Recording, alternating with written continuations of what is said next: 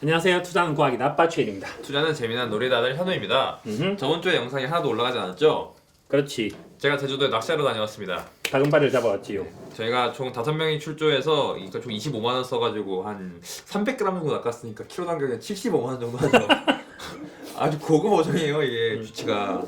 그래서 이제 쥐치는 엄청 비싸지. 그래서 마리당 한 10만 원 정도. 참고로 시장 가보니까 대방어 1kg에 3만 원이더라고요. 이건 좀 싼 거고. 그래서 이번 주에는 영상이 2개 올라갑니다. 그래서 첫 영상으로는 이제 워렌 버핏의 주주서한이 생각보다 이번 주 빨리 나온 것 같아요. 저도 아직 이제 막 들어와서 다 못 읽어봤는데 주주서한에 대해 좀 이렇게 총평을 좀 해주시자면?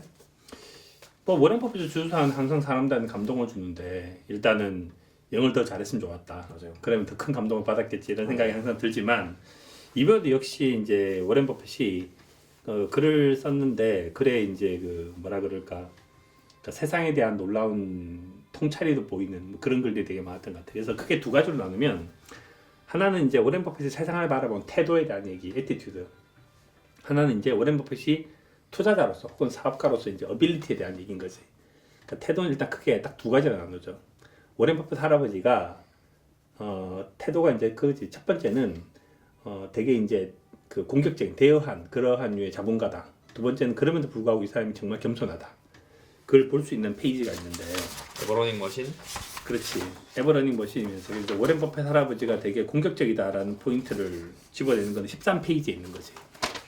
자, 버핏의 주도에 보면 편지를 보면 이번 페이지는 14페이지밖에 안 돼. 보통 한 20페이지 가까이 되는데 페이지는 더 줄었고 그 다음에 이번 페이지에서 버핏의 태도를 보여주는 두 가지 재밌는 것이 있는데 하나는 자본가로서의 부분, 하나는 겸손한 자본가로서의 부분. 그 두 가지인데 결국은 그러니까 13페이지를 보면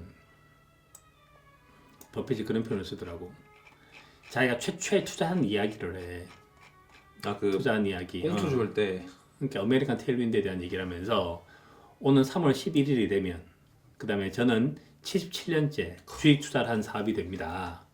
근데 제가 최초에 투자를 했을 때가 몇 살이었는가 하면 1942년도에 11살이었고 그때 이제 투자를 했다는 거지. 그래서 그때 6살 이후에 모아왔던 모든 돈 들어갔다가 전부 올인을 했다. 한 방에 다 집어넣었다. 되게 재밌는 표현이었었는데 그리고 이제 그때 내가 샀던 주식이 뭐다 이런 얘기를 이제 하고 있는데 이 밑에도 되게 재밌는 얘기긴 해. 일단 요 위에를 보면 투자를 한 지가 17년씩이나 된 거고 11살 때부터 시작을 했는데 이때가 미국이란 나라가 1930년도 40년도까지도 전체 인구의 중에서 주식 투자를 한 사람이 1%밖에 안 됐어.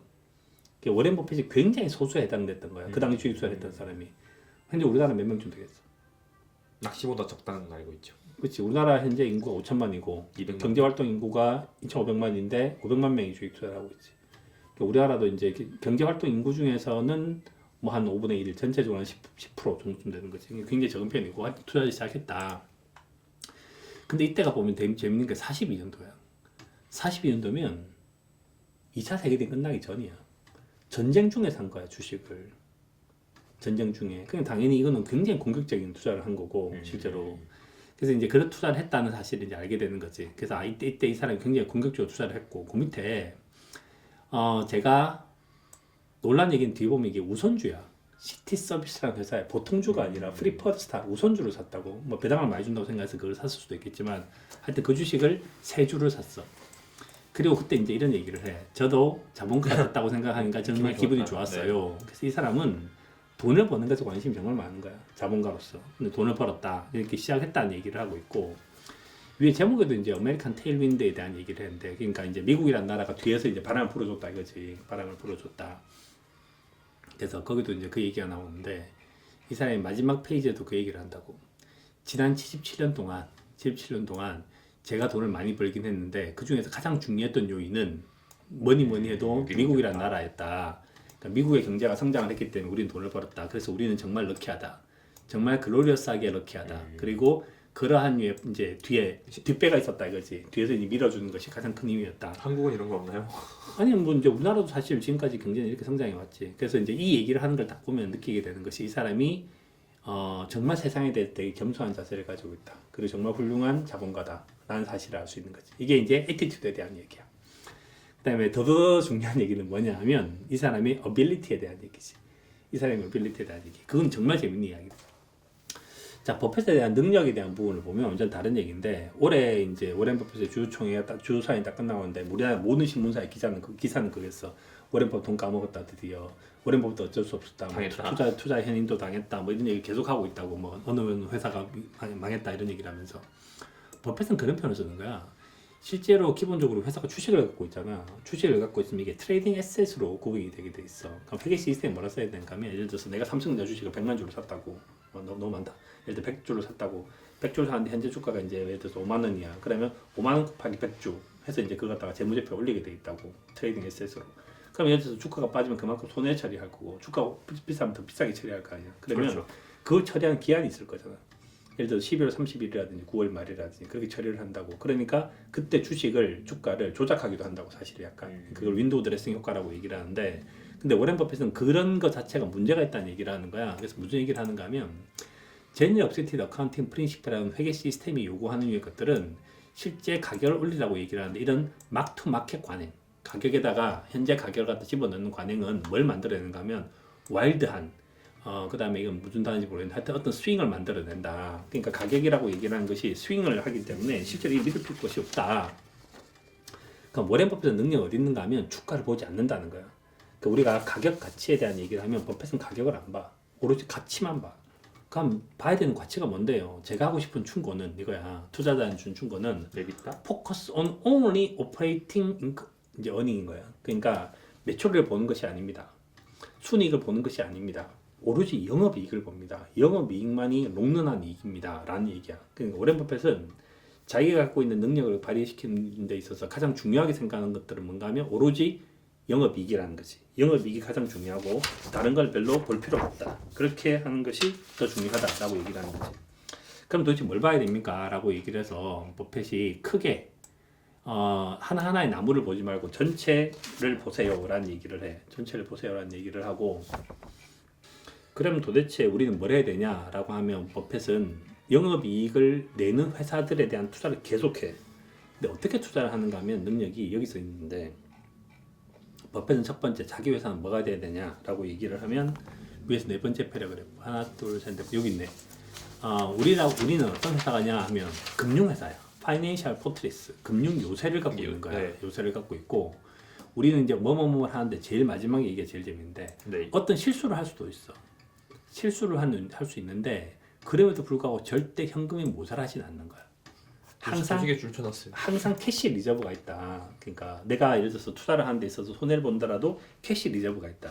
이 캐시 리저브란 말이 뭐랑 같이도 이어지는가 하면 이거랑 같이 이어질 텐데 중간에 요 얘기를 잠시 하면 지난 54년 동안에 우리 회사는 벅시 해서웨이라는 회사는 모든 의사결정을 하는 데 있어서 주주만 쳐다봤지 다른 것들 쳐다보지 않았어요 라는 얘기를 해. 그리고 사실 포천 500대 기업 중에서 내일 이익은 얼마인지 리포트를 쓰지 않는 회사가 유일하게 우리 회사밖에 없어요 라는 얘기를 해. 그래서 이 사람은 굉장히 롱런, 장기만 쳐다보는 거지. 그럼 장기를 쳐다보는 데 있어서 어떻게 절대로 지지 않는 사업을 하느냐 이번에 워렌 버핏이 제일 잘 쓴 부분은 이 부분 같아. 10페이지, 11페이지 10페이지에서 어떤 얘기를 하느냐 하면 우리가 펀딩 받는 얘기를 해. 자, In most cases, the funding of business comes from two sources, debt and equity. 그러니까 일단 투자를 하는 데 있어서 이렇게 투자를 한다는 거야. 이건 뭐 보통 일반적으로 사람들이 투자를 하면 에셋에서 돈을 벌잖아. 근데 이건 좀 저만 보고 있는데요. 니만 보면 안 돼? 저만 볼게요 그러면. 뭐 영상에 계신 분들은 제가 알아서 올릴게요. 저만. 에셋이 있고 에쿼티가 있고 데이시 있잖아. 에셋을 보는 데 있어서 에셋은 뭘 보는가 하면 오로지 오퍼레이팅 인컴 을 생산하는 회사들만 보겠다. 영업이 생산하는 회사들만 보겠다. 이거 포인트고 두 번째 뎃은 안 쓴다요. 에코티도 적게 써야 돼. 그럼 도대체 어떻게 돈을 벌어서 ROE를 올리냐고. 그럼 이게 뭐 뭐가 있는가. 워렌 버핏이 아까 보면 우선주를 샀잖아. 여기가 우선주야. 우선주 느낌의 펀딩을 받는 거야. 이게 우리나라로 따지면 뭔가 하면 우리나라는 전 세계 유일하게 전세 제도가 있잖아. 전세는 내 돈도 아닌데 남의 돈도 아니야. 그러니까 내 돈이 2억이 있어. 남한테 4억을 빌려. 4억이 전세 보증금이야. 그리고 10억짜리 집을 사. 집값이 11억이 돼. 그러면 ROA는 10억 투자에 11억 벌었으니까 10억 투자에 11억 벌었으니까 얼마 벌었는가 하면 10% 번 거잖아. ROE는 나 2억 투자를 했는데 여기가 4억이고 여기가 4억인데 이 ROA고 네. 2억이 3억이 된 거 아니야. 그럼 ROA는 얼마가 되는가 하면 수익 50%난 거라고. 수익 50%. 근데 웃기는 거는 얘는 더 올릴 수도 있잖아. 그러니까 집값 올라가면 전세 보증금도 더 올리기도 하잖아. 그러니까 전세 보증금은 내 돈도 아니지만 남의 돈도 아닌 거야.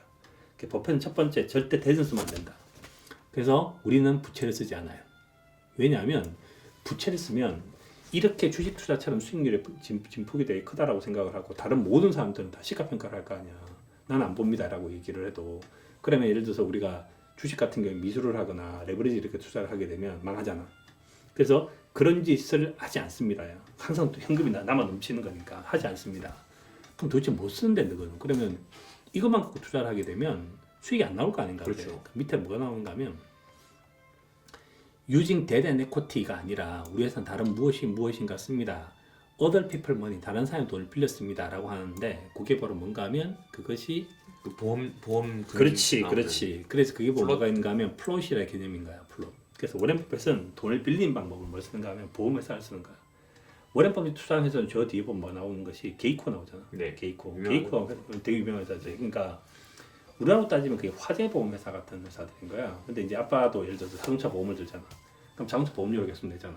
근데 자동차 사고 안 난 지가 3년쯤 됐나? 자동차 사고가 난 적이 별로 없지. 그렇죠. 근데 자동차 사고가 나면 클레임을 해서 돈을 받을 거 아니야. 그럼 아빠가 낸 보험료가 있지. 그다음에 사고 치면 받는 보험금이 있지. 요 차이가 플로트야. 그런데 보험회사를 만들었으니까 나는 가만히 있어도 대수의 법칙에 따라서 사고가 나도 사고가 그렇게 많이 나진 않잖아. 그렇죠. 몇 건이 나겠어. 어떤 사람이 났지만 평균적으로는 안 났을 거 아니야. 그래서 보험회사는 끊임없이 보험을 파는 거야. 그러니까 보험료가 계속 들어와.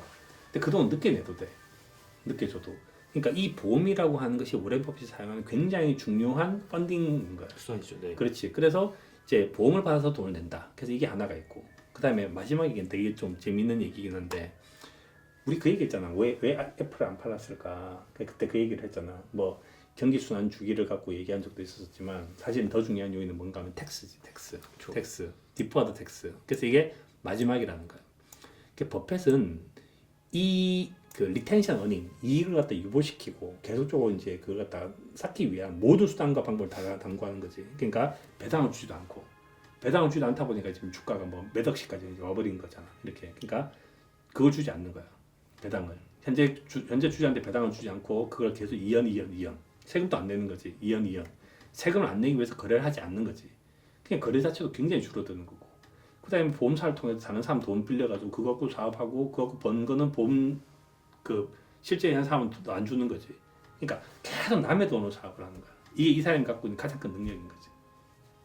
돈을 어떻게 펀딩을 받는가. 그래서 돈을 빌린다가 있고 돈을 번다가 있는데 어떻게 보면 번다보다 빌린다에 포커스를 더 많이 주는 거야.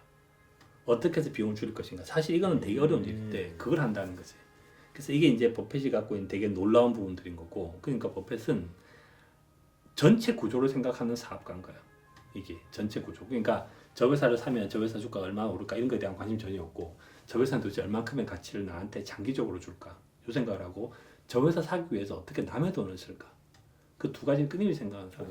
그래서 그 얘기 하잖아요. 그 버크셔의 회사의 가치는 버크셔에 있는 모든 자회사의 가치를 더한 것보다 더 크다. 즉 잘 돌아가는 시스템 때문에. 그 얘기 잘 맞는 얘기인 것 같아요. 그러니까 이제 워렌 버핏이 그렇게 썼다잖아. 명함에 뭐라 되는가 하면 파이낸셜 로케이터, 캐피탈 로케이터. 이 사람은 자본을 할당만 시키는 거지. 그러니까 큰 그룹의 CFO 펑션을 하고 있는 거야. 그래서 하나하나의 나무가 있는데 이 나무 전체를 파이낸셜 포트리스를 만들어서 실제로 그 전체를 관리하는. 그래서 이게 버핏이 실제로 사업을 한 방식이다. 그래서 버핏이 정말 겸손하고 그리고 되게 훌륭한 자본가이며 훌륭한 자본가가 된다는 것에 대해서 부끄러워하지 않아요. 이렇게 그러한 뭐 되게 모험가 같은 느낌이고 그다음에 이제 사업을 하는 데 있어 두 가지를 생각하는 거지. 어떻게 빌린다, 어떻게 번다. 빌리는 부분에서 어떻게 할 것인가. 사실 이건 좀 쉬운 일은 아닌데 대부분의 투자자한테는 또 장기적으로 우리도 이제 그런 거에 대한 고민을 해봐야 되는데 하여튼 어떻게 빌린다, 어떻게 투자한다. 그래서 그렇게 것들을 생각해서 거기서 끊임없이 마진을 내는 거지.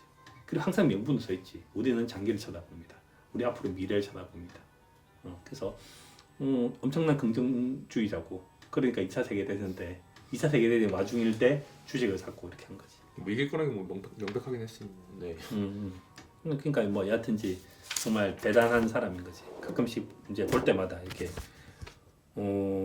놀라운 거지. 그리고 이 사람이 투자자가 아니라 사업가라는 걸 보여주는 회사가 하나가 벅셔라는 회사가 원래 섬유 회사인 거 알지? 네, 알죠. 섬유 회사를 35살 정도쯤에 인수를 해. 그리고 그걸 몇 년도까지 끌은 줄 알아? 그 섬유 회사 한번 잘 되게 보겠다고? 모르겠는데요. 우리 20년을 끌어. 아 그래요? 그래서 워렌 버핏이 55세가 됐을 때야 섬유 사업을 땡쳐. 아 그렇게 오래 했어요? 그러니까 사업을 20년을 한 거야. 투자만 한 게 아니라. 그래서 그걸 했는데 그때도 안 되니까 그걸 이제 처분했다고. 그런 다음부터 완전히 파이낸셜 포트리스가 된 거지. 그 전에 파이낸셜 포트리스였으면서 또 하나의 비즈니스맨이었던 거지. 그러니까 원래 이 사람은 지금까지 생각해보면 계속 비즈니스맨이었던 거야. 비즈니스맨. 투자자가 된 지는 이제 얼마 안 된 거지 사실. 55세부터. 근데 그래도 어마어마한 기간이 아니지만 35년 동안 투자자를 한 거고. 근데 아빠의 투자 방식은 워렌 버핏의 방식이라기보다 제임스 사이먼스의 방식에 가깝지 않나요? 그래서 뭐 이것저것 변수 넣어보고 근데 경기 그거는 순환 지수 이런 거 보시면서 버핏한테 배울 걸 배우고 버핏한테 배울 수 없는 걸 배울 수 없는 거야 사실은. 그러니까 첫 번째 버핏한테 배울 수 없는 것은 우리가 1930년 태어난 게 아니잖아. 그렇죠. 그다음에 1930년 태어났는데 미국은 1945년생부터 1964년생까지 베이비붐 세대야. 미국이라는 나라가 급성장을 하던 시기였다고. 미국 경제 승률도 10% 넘었던 적이 있고. 그러니까 미국의 산업 기반이 되게 좋았고. 두 번째는 미국이 금융 자본주의로, 그러니까 상업 자본주의, 산업 자본주의, 금융 자본주의 했을 때 미국이 금융 자본주의가 할 때 미국의 금융 자본주의 중심이 딱 있었던 거지. 그러니까 당연히 이제 돈을 벌 수 있는 확률도 되게 높았던 거고. 우리나라 같은 경우에는 이제 예를 들어서 뭐 지금도 그렇지만 그 투자가 사업이 되기가 별로 안 좋은 거잖아. 그냥 끊임없이 현금을 창출해야 되는데. 그렇죠. 그리고 우리가 예를 들어서 뭐 마음에 든다고 해서 저 보험회사 하나 인수하고 싶어요. 보험회사를 인수하는 것이 우리나라가 금융이 금강원이 가만히 있는 것도 아니고. 그러니까 할 수 없는 것이 있는 것이. 할 수 없는 것이. 두 번째는 버핏이 살았을 때보다 현재 살았을 때가 훨씬 더 데이터 사이언스가 많이 발전했지. 모델도 되게 많이 발전했고. 그러니까 버핏은 그 당시에 최선을 다했던 사람이고 우리는 2018년, 2019년 현재 최선을 다해야 되는 거기 때문에 따라할 수 있는 건 아니라고. 그 다음에 캐릭터도 있지. 캐릭터도. 그러니까 그 데이터를 잘 만지는 사람은 당연히 데이터를 잘 만지는 거고. 수학자에 가까우신. 네. 그렇지. 근데 버핏은 훨씬 더 이제 회계를 되게 더 잘하는 사람인 거고. 뭐 그렇게 하는 거고. 그 다음에 그런 것도 있지. 이제 미국의 경기 순환 주기와 한국의 경기 순환 주기를 생각한다면 우리는 버핏처럼 살 수는 있어도 버핏처럼 팔면 안 되지. 그렇죠. 그게 가장 결정적으로 다른 부분들이지. 그래서 이 사람이 말을 하는 것들 중에서 우리가 이제 배워야 되는 부분이 있고 우리가 따라할 수 없는 부분들도 있다. 뭐 아까 얘기했지만 뭐 보험사 인수해서 이거 전혀 따라할 수가 없죠. 네. 만약에 보험사 인수해서 우리나라에서 그런 식으로 하면 금감이 가만 안 있지. 뭐 제가 지금 이제 보험료를 받을 수 있는 돈 중에서 그 중에서 뭐 한 90% 정도를 주식 투자를 하고 10%만 채권 샀습니다 하면 맞아 죽는 거지. 뭐 하여튼 뭐 대한민국도 약간 슬픈 얘기네요. 아니지 뭐 그러니까 그거는 우리는 우리의 최선을 다하는 거지. 근데 이제 그에게 배워야 되는 것들이 있다. 훌륭한 생각해봐야 될 것들이 있다. 뭐 이런 거지. 또 사장님 이렇게 삶의 태도가 늘 되게 멋있다고 생각해요. 오래 보시면.